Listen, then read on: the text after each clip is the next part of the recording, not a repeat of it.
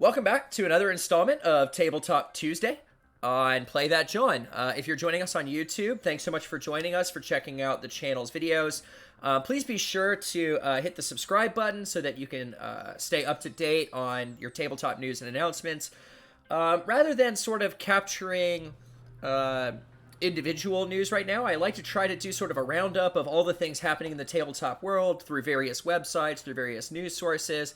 So this is sort of supposed to be like a Reader's Digest of that. You know, we're going to walk you through a few recent announcements. Maybe every now and then we throw in a review. Maybe you saw we had a review of Barbarians of the Ruined Earth recently. That was a really a great game that I was really happy to play and get to talk about.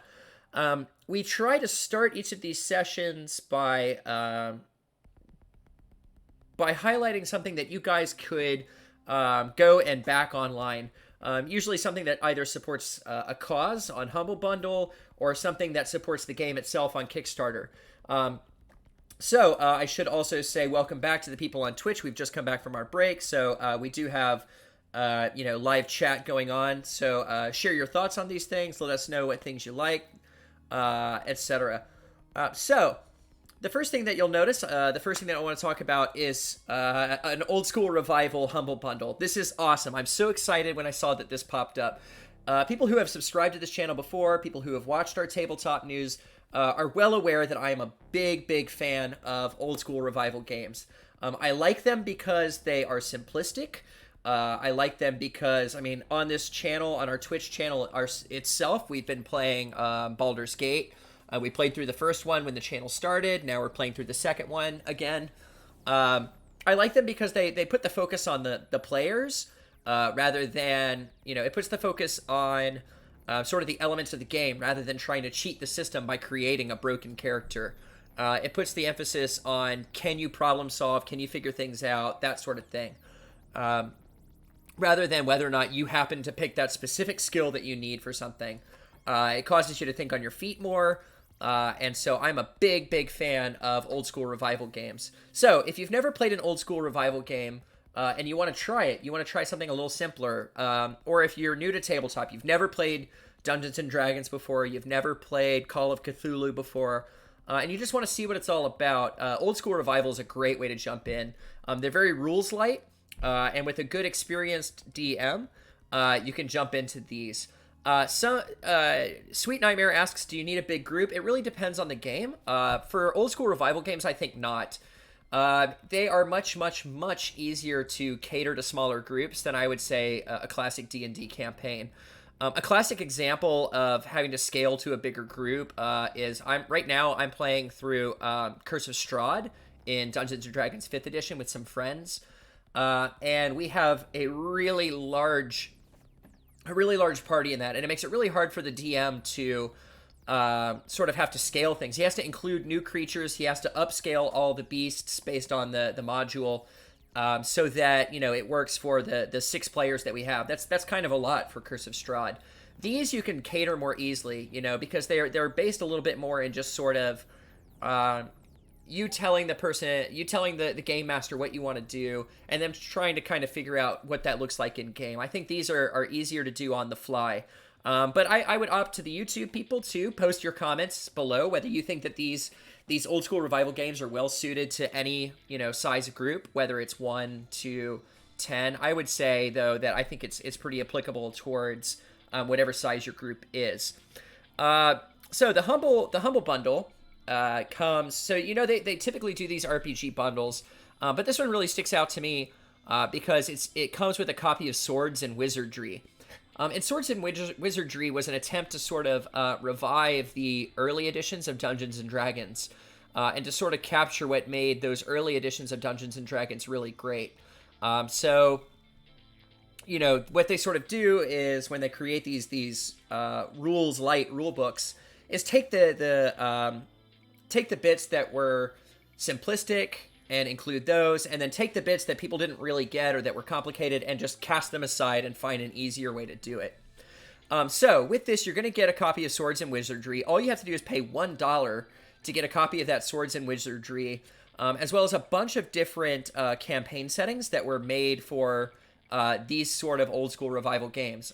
Most of these campaign settings excuse me, are rule system agnostic. So you can run them in Swords and Wizardry. You can run them in a bunch of different settings. You can even adapt them for D&D, although that would take a little bit more thought because you're going to have to figure out how some of the most current rules fit.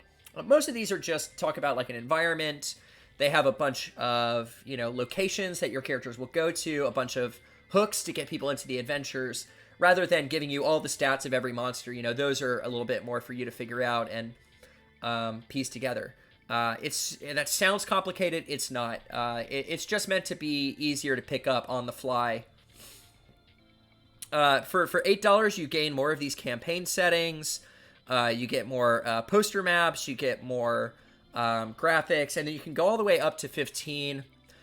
This comes with a copy of what I'm sure is a Baldur's Gate mimic called Bard's Gate. So you get the Bard's Gate setting, you get a bunch of maps that you can use in your campaign that you can send to your players. I think these would be really great if you're playing digitally with friends online.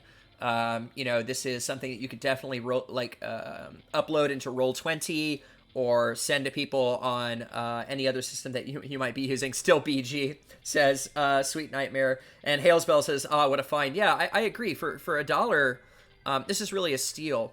So a lot of people who play these games know that you can usually back these on Drive-By RPG. You can download some of the PDF versions of these for pretty cheap, but not for $1. I mean, $1 is really a great way to sort of jump into some of this.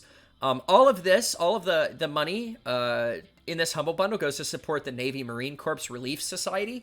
I've had family that are Navy. Many people have had, extended family that are Navy. So I think this is a really great cause. And this is partnered with Dicebreaker.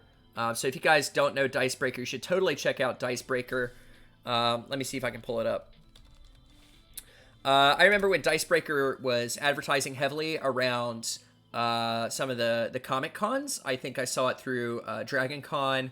I saw it through New York Comic Con and PAX Unplugged. PAX Unplugged especially has been talking a lot about Dicebreaker.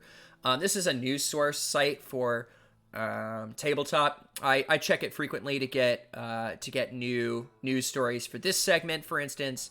So this is all prepared alongside Humble Bundle and Dicebreaker. So be sure to check them out as well.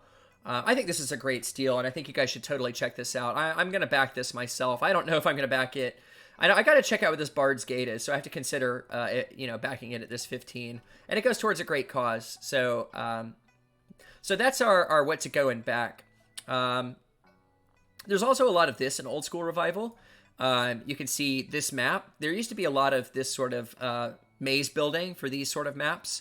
And this is what I remember. This is the most reminiscent thing for me in playing early Dungeons and Dragons, is having a map that sits on a grid system like this and is really complicated and has numbers that correspond to everything inside of that room. So these are pretty cool. These are super nostalgic, and you should totally go check these out.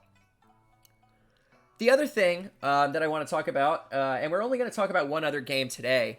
Next week, we will talk about the Here to Slay. Many of us have now received our Here to Slay packages, and I look forward to talking more about that. Maybe I'll see if anybody else who's played it in my group wants to come in and talk about their experience with it. But we'll talk about Here to Slay next week. But for this week, there was something that came out while we were on vacation that I think is super cool.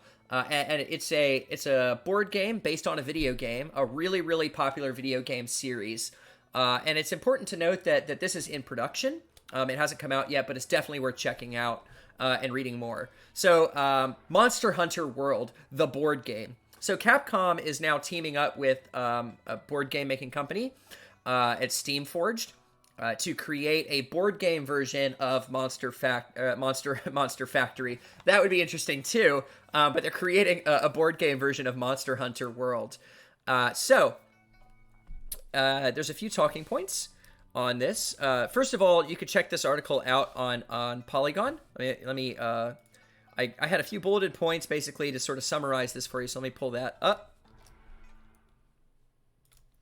and make sure. Yep. All right.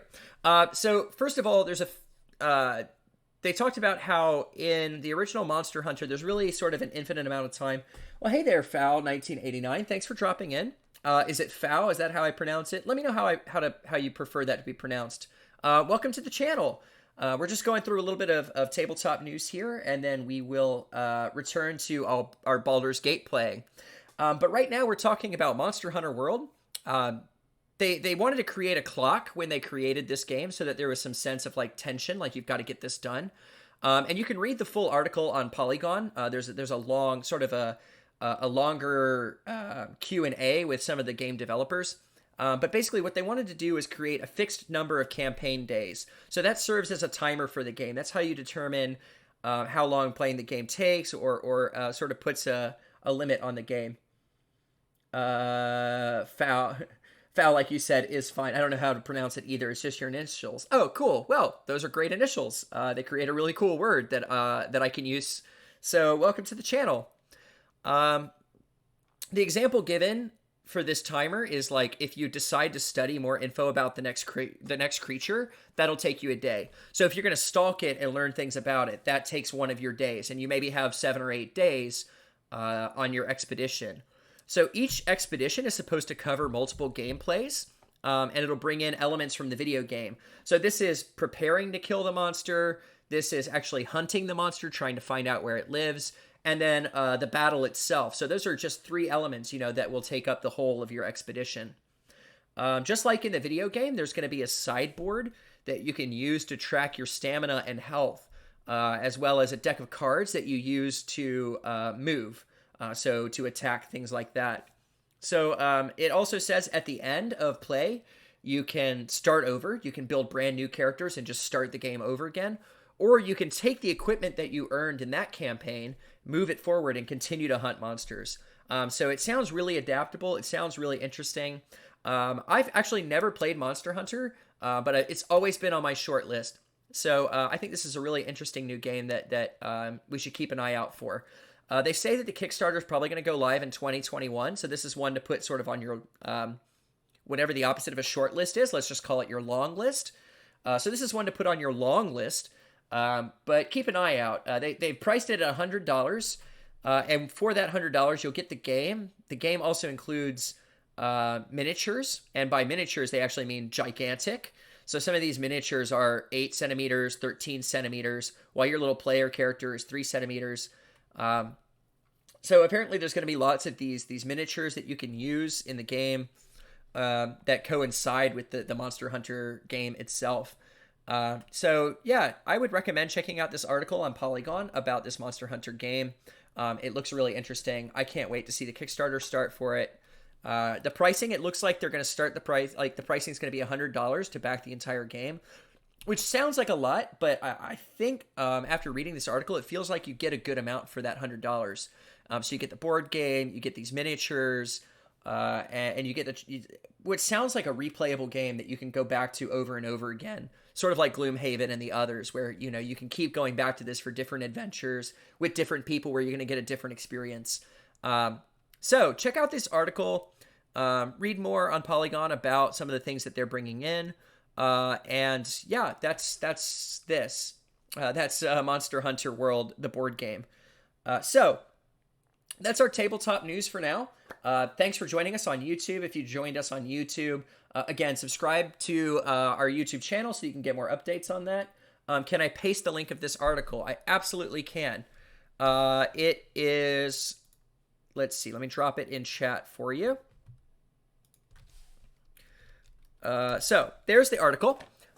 Be sure to check it out. It's really interesting. Let me also paste the link for our chat for the Humble Bundle with the Old School Revival game. So check both of those out. And if you're joining us on YouTube, I'm going to say bye to you for now, but be sure to click that subscribe button so that you know when we post new videos like this. For those of you on Twitch, stay tuned. We're going to switch back to Baldur's Gate 2. And we're going to keep adventuring. So, thanks for now. As always, the channel always supports Stand Up to Cancer. We stream every Tuesdays and Sundays. So, continue to hang out with us. And we'll look forward to seeing you soon.